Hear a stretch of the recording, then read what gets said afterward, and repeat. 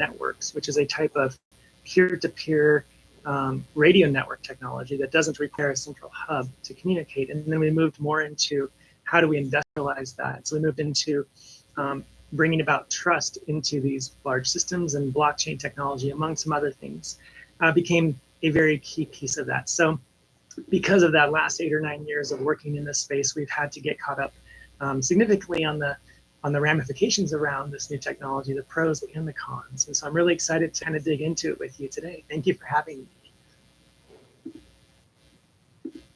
I muted myself so that you didn't hear anything I was doing, but then I had to go unmute myself. Okay, great. So I am going to launch a quick little poll just so that we know who is in the audience. It's just 2 questions.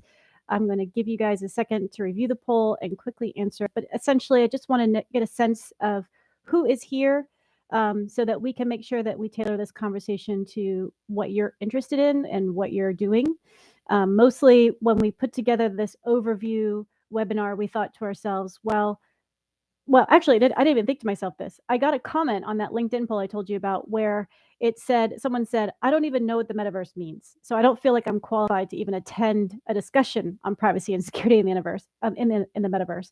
And I thought, well, that's not good. We got to at least make sure that we have a session at the beginning that kind of goes through some of the different terms, subcategories, whatever you want to call it, glossary about the metaverse, and tangentially, I think, Web3. And in addition to starting to identify the different privacy and security issues.